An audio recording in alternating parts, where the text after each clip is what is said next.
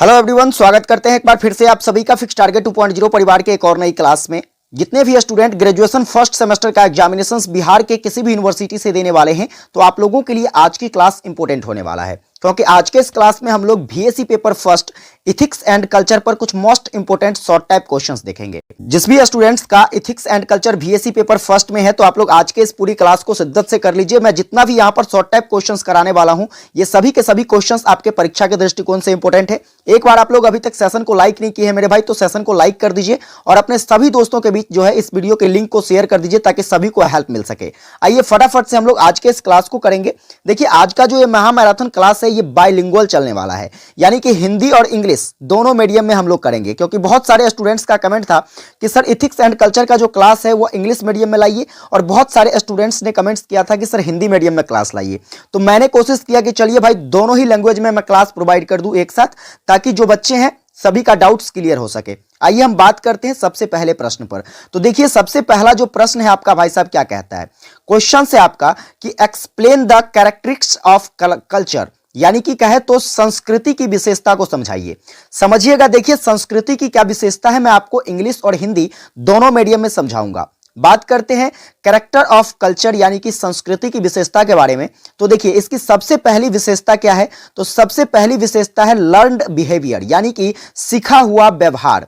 अब सीखा हुआ व्यवहार के अंतर्गत क्या है, देखिए हम लोग संस्कृति में जानते हैं कि क्या है सीखा हुआ व्यवहार।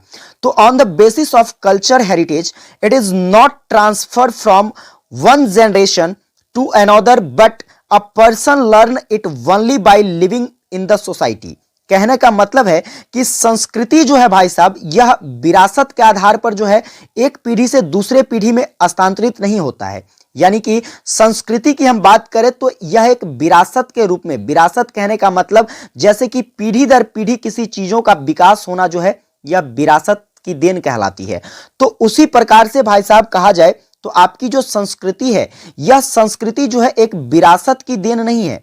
यह जो क्या होता है तो यह किसी भी व्यक्ति के समाज में रहकर जो है सीखने की कला होती है। सामाजिक आधार पर जो है व्यक्ति क्या करता है तो संस्कृति को समझ पाता है, जान पाता है, उसके अकॉर्डिंग जो है अपने आप को ढाल पाता है। इसीलिए इसका सबसे पहला विशेषता क्या हो जाता है तो लर्न बिहेवियर यानी कि सीखा हुआ व्यवहार। अब आइए हम इसके दूसरे पॉइंट्स को जानते हैं।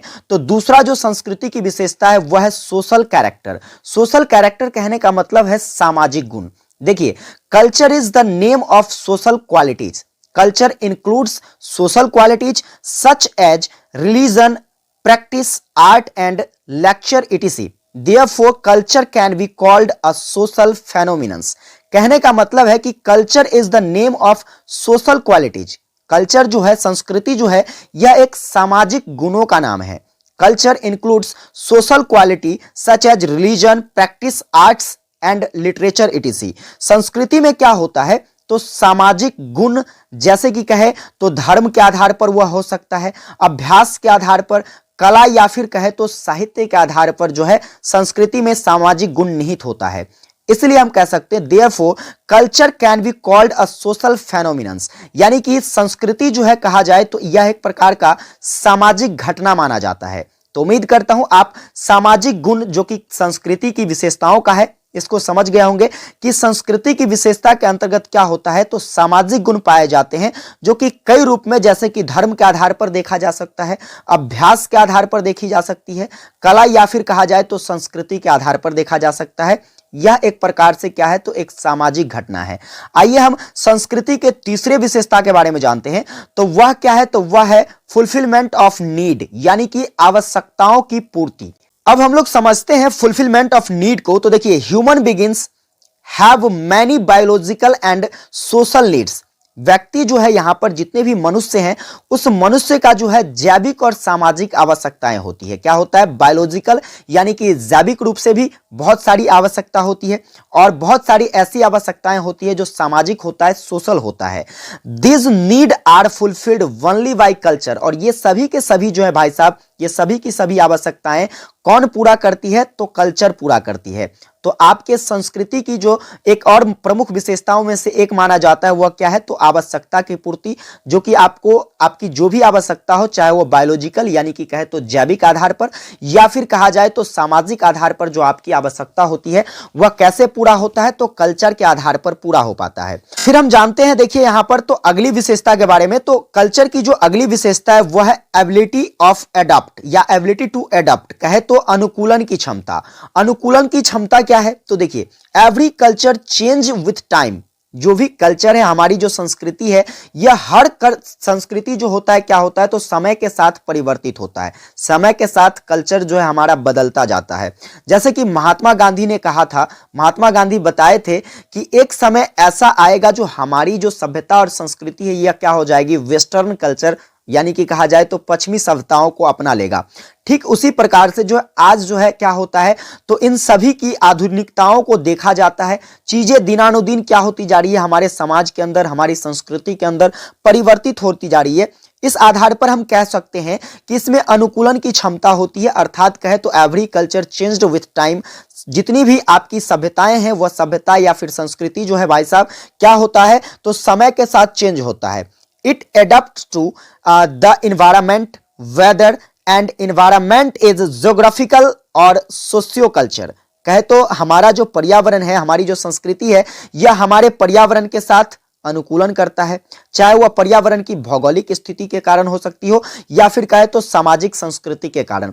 ये सभी के सभी जो है क्या है? तो हमारे संस्कृति में परिवर्तन को दर्शाता है।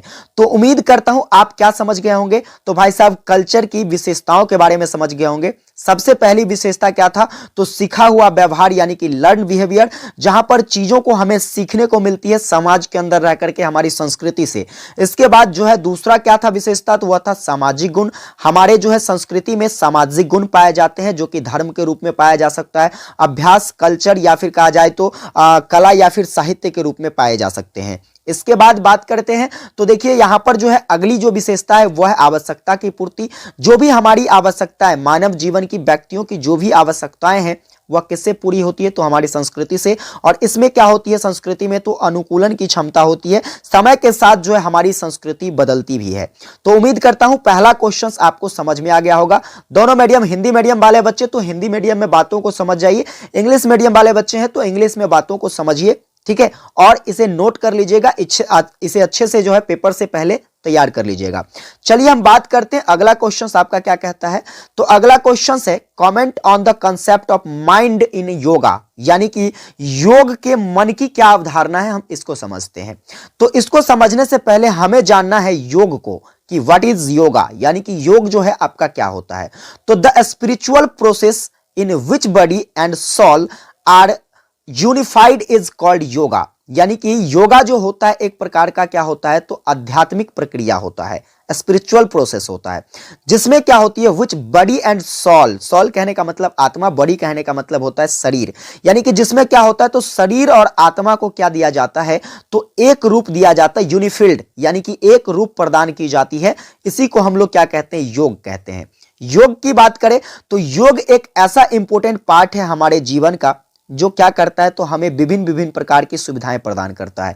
जैसे योग से जो है हमारी मानसिक संतुलन बनती है, मानसिक स्थिति जो है ये सुदृढ़ हो पाता है। और जब आपकी मानसिक स्थिति सुदृढ़ हो पाएगी तो आप जीवन में कोई भी काम करते हो तो वह आप क्या होगा? तो सतर्कता से और सही तरीके से कर सकते हैं। इसीलिए योग को एक आध्यात्मिक प्रक्रिया माना जाता है जो हमारे शरीर के और आत्मा को क्या करता है? तो एक रूप प्रदान करता है, उसे एक साथ जोड़ने का काम करता है। अब आइए बात करते हैं इसके मन की अवधारणा क्या है। तो योगा कीप्स द, ठीक है, क्या कहता है कि yoga keeps the state of our mind stable when we do mantra yoga. The chanting produce a sound of 110 hertz due to which a vibration is क्या कहते हैं? तो एक्सपीरियंस्ड, यानी कि yoga keeps the state of our mind stable. Yoga जो है हमारे मन की स्थिति को क्या करता है?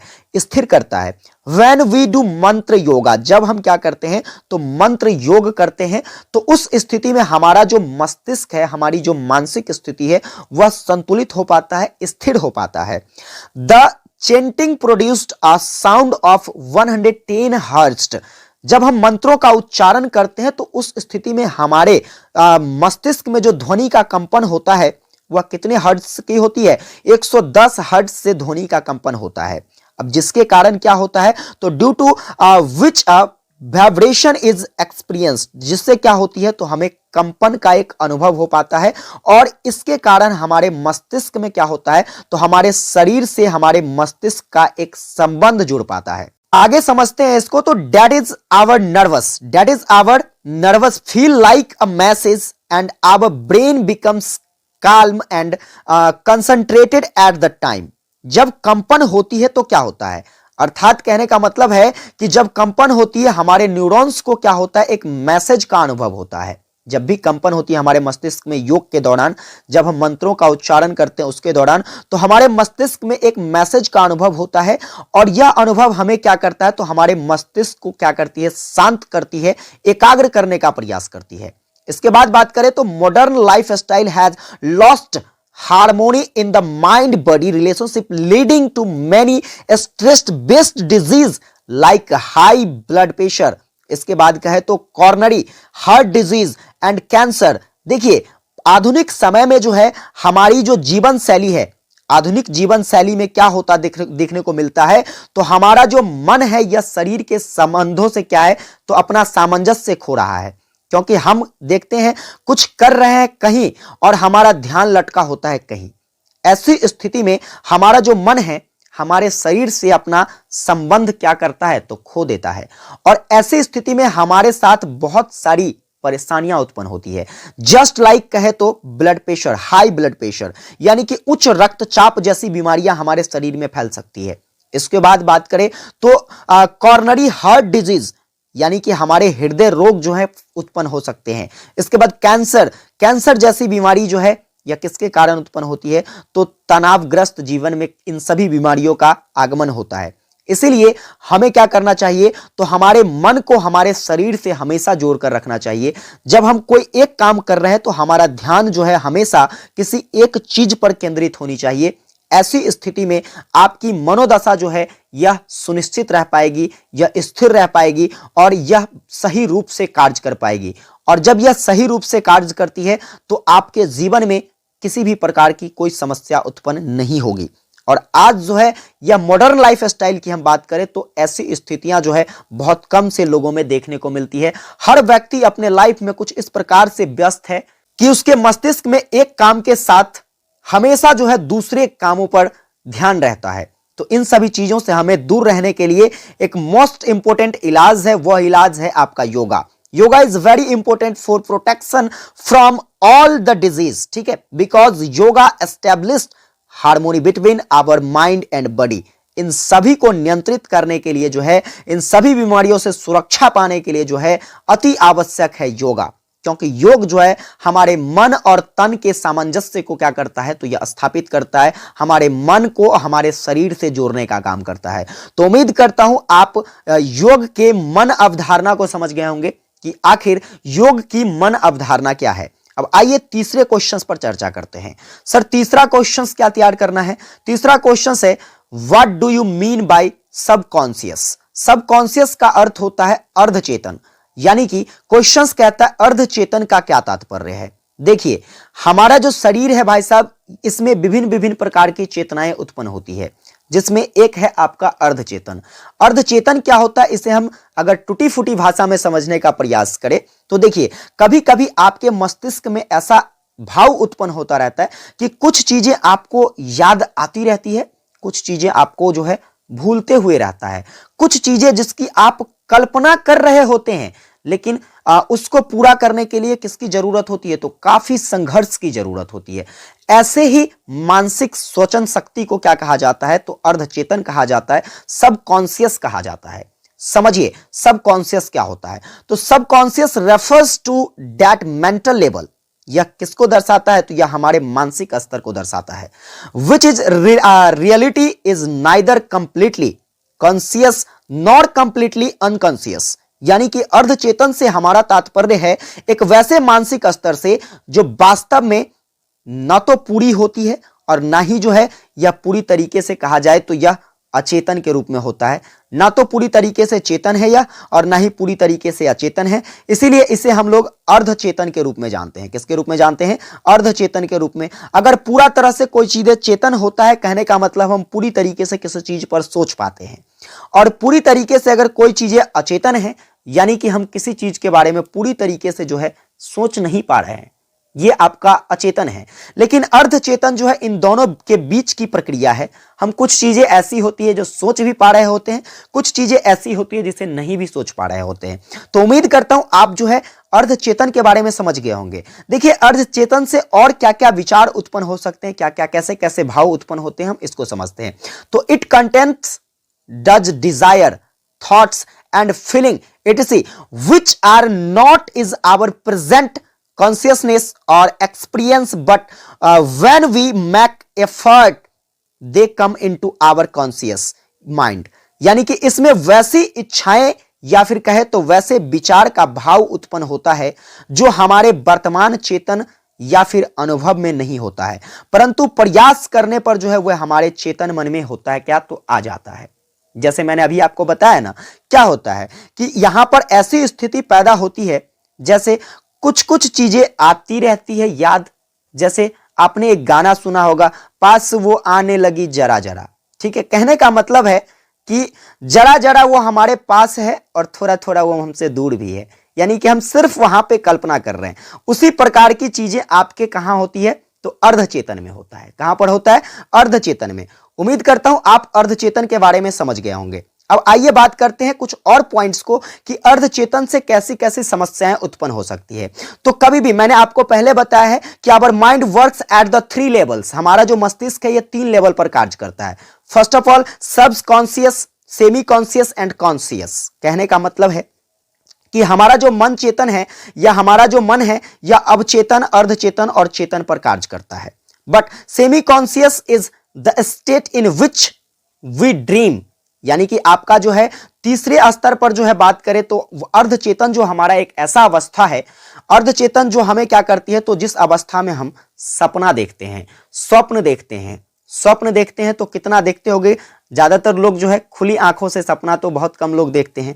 ज्यादातर लोग जो है बंद आंखों से सपना देखते हैं, और बंद आंखों से सोते हुए जब आप सपना देखते हो तो बहुत सारी चीजें जगने के बाद आपको याद भी रहती है, बहुत सारी चीजें जो है उसमें आप भूल जाते हैं। जब उस पर आप थिंकिंग करते हैं, जब उस पर ज्यादातर सोचने का प्रयास करते हैं, तो वैसी स्थिति में वो बीती हुई बातें आपको याद आ जाती है। यही अर्धचेतन है। उम्मीद करता हूं अब आपको बहुत अच्छे तरीके से समझ में आ गया होगा।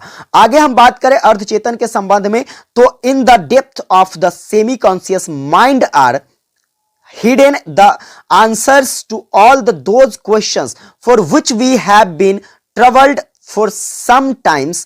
All we need is to establish contract which our semi conscious mind and signal to it what we want। यानी कि अर्धचेतन जो होता है यह मन की गहराई में उन सभी सवालों का जवाब छिपा होता है जिसके लिए जो है हम न जाने कब से परेशान होते हैं। बस जरूरत होती है तो अपने अर्धचेतन मन से संपर्क स्थापित करने की, और जब हम अर्धचेतन मन से संपर्क स्थापित कर पाते हैं तो ऐसी स्थिति में जो है हमें उसका उत्तर भी प्राप्त हो जाता है। तो यह है आपका अर्धचेतन। उम्मीद करता हूं आप समझ गए होंगे अब। ठीक है, आइए बात करते हैं अगले प्रश्न पर। तो आपका अगला नंबर क्वेश्चन कहता है what is the relation between moral feeling and moral judgement. यानी कि मोरल फीलिंग कहने का मतलब नैतिक भावना होता है, और मोरल जजमेंट कहिए तो उसका अर्थ होता है आपका नैतिक निर्णय। तो नैतिक निर्णय और नैतिक भावना के बीच में क्या संबंध है? देखो, नैतिक भावना यानी कि मोरल फीलिंग एंड नैतिक निर्णय यानी कि मोरल जजमेंट, यह दोनों एक दूसरे का पूरक माना जाता है। कहे तो कैसे? तो देखिए, अगर हम बात करते हैं मोरल फीलिंग की, तो moral feeling is necessary for talking any moral decision. जब कभी भी हम नैतिक कोई भी निर्णय नैतिक लेते हैं, नैतिक रूप से अगर कोई भी निर्णय लेते हैं, तो उस निर्णय लेने के लिए हमें नैतिक भावना की आवश्यकता होती है, और इन्हीं आवश्यकताओं के कारण हम कह सकते हैं कि मोरल जजमेंट और moral feeling complement each other. यानी कि नैतिक निर्णय जो होता है यह नैतिक भावना का क्या होता है, तो एक दूसरे का पूरक माना जाता है।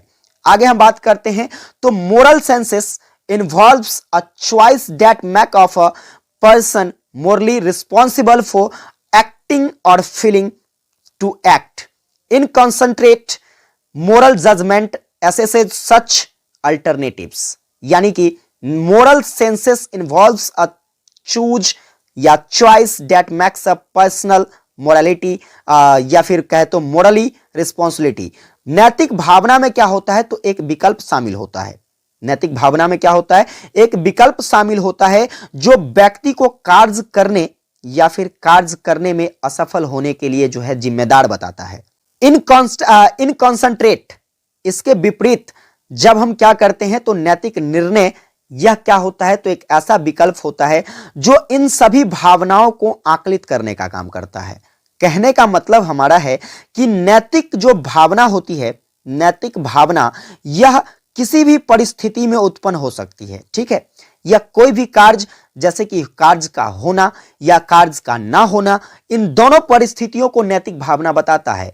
और नैतिक निर्णय जो है इसी को आकलित करने का काम करता है। किसको आकलित करता है? नैतिक भावना को आकलित करने का काम करता है, उसी को हम लोग नैतिक निर्णय कहते हैं।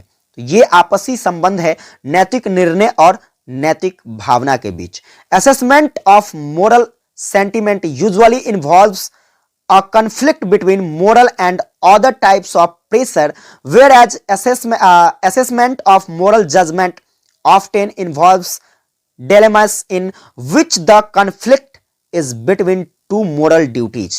यानी कि assessment of moral sentiment यानी कि नैतिक भावना का आकलन जो है, इसमें आमतौर पर नैतिक एवं अन्य प्रकार के दबाव के बीच संघर्ष शामिल होता है।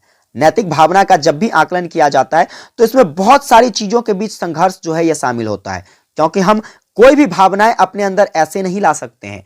हर एक चीजों के भावना, जैसे कि हम किसी चीज के बारे में सोचते हैं तो उसके पीछे बहुत सारे रीजंस होते हैं। इस आधार पर हम जो है उसके बारे में सोच पाते हैं, अपनी नैतिक भावनाएं वहां उत्पन्न कर पाते हैं। परंतु क्या होता है, तो जब कभी भी हम नैतिक निर्णय का आकलन करते हैं तो इसमें जो है अक्सर क्या देखने को मिलती है, तो इन्वॉल्व्स डेलेमस यानी कि दुविधाएं देखने को मिलता है। इसमें क्या शामिल होता है, केवल और केवल मोरल जजमेंट में भाई साहब अक्सर दुविधाएं शामिल होती है, जिसमें संघर्ष दो नैतिक कर्तव्यों के बीच होता है। संघर्ष किसके बीच होता है? दो नैतिक कर्तव्यों के बीच, यानी कि यह सही है या फिर यह सही नहीं है। यही हमारा जो है कौन आकलित करता है? नैतिक निर्णय आकलित करता है। और इसी दो कर्तव्यों के बीच में कौन सा संघर्ष निहित होता है? तो नैतिक निर्णय निहित होता है। आप उम्मीद करता हूं कि नैतिक निर्णय और नैतिक विचार या फिर भावना के बारे में समझ गए होंगे। आइए आज के इस क्लास का आखिरी क्वेश्चन देखते हैं, जो कि आपके परीक्षा के दृष्टिकोण से इंपॉर्टेंट है।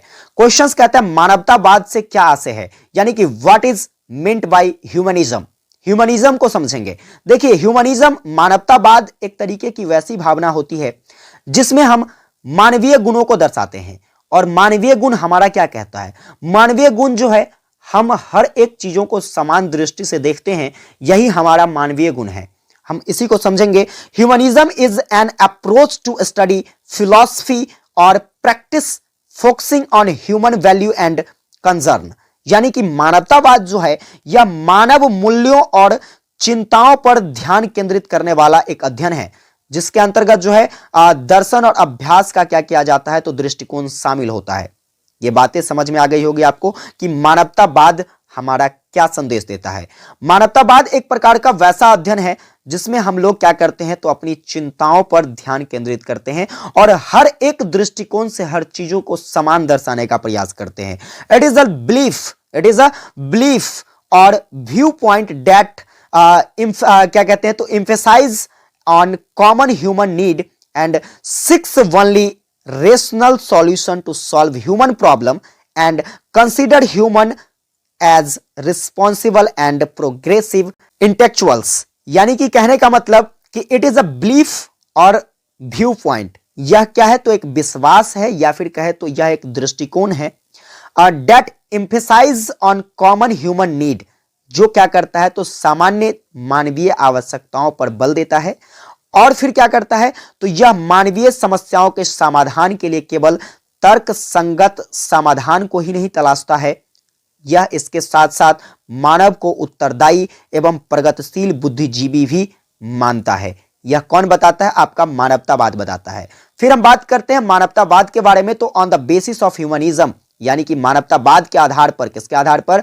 मानवतावाद के आधार पर people of all classes will be able to benefit from equal faculties और बेनिफिट्स, यानी कि सभी वर्ग के जो लोग हैं, पीपुल ऑफ ऑल क्लासेस यानी कि सभी वर्ग के लोग, सभी धर्म के लोग, सभी जाति के लोग, उच्च नीच कोई भी व्यक्ति हो, ये सभी के सभी व्यक्ति जो हैं ये समान सुविधाओं will be able to benefit from equal facilities और बेनिफिट, यानी कि सभी को समान सुविधा या लाभों से क्या होना चाहिए?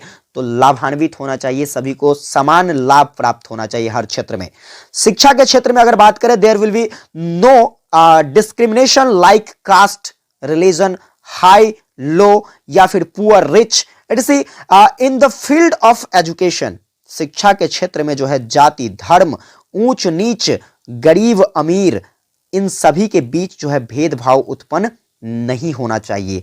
यह सब कौन संदेश देता है? मानवतावाद बताता है। अब आगे बात करते हैं मानवतावाद के बारे में, तो it is an approach to education that uses literally means on focus on the humanities to convey information to students, यानी कि यह शिक्षा के लिए जो है एक ऐसा दृष्टिकोण है जिसमें छात्रों को जानकारी देने के लिए साहित्यिक अर्थों का उपयोग होता है, और यह मानविकी पर क्या करता है? तो ध्यान केंद्रित करता है। It is an approach to education that uses literally means, ठीक है, यह क्या करता है? तो शिक्षा के क्षेत्र में एक प्रकार से ऐसा दृष्टिकोण है जो सभी छात्रों को जानकारी देने का काम करता है और साहित्यिक अर्थों का जो है इसके लिए उपयोग सिद्ध करता है।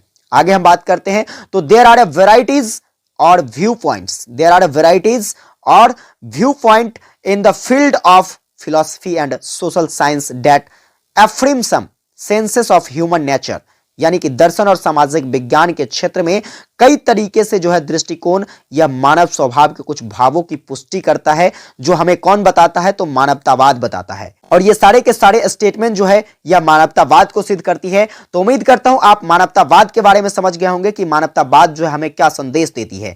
अगर ये क्लासेस आपको हेल्पफुल लगी हो, यदि आप चैनल पर नए हैं, अभी तक सब्सक्राइब नहीं किए हैं, तो सब्सक्राइब करके नोटिफिकेशन बेल को ऑन कर लीजिएगा। सेशन अगर हेल्पफुल लगी हो तो लाइक करके एक प्यारा सा कॉमेंट करके बताइएगा क्लासेस कैसी लगी। विशेष आप अपने सभी दोस्तों के बीच इसे शेयर कर दीजिएगा। आने वाली क्लास के लिए नोटिफिकेशन बेल को ऑन कर लीजिएगा सब्सक्राइब करके। विशेष अगली क्लास में आप लोगों से मिलेंगे। जय हिंद, वंदे मातरम।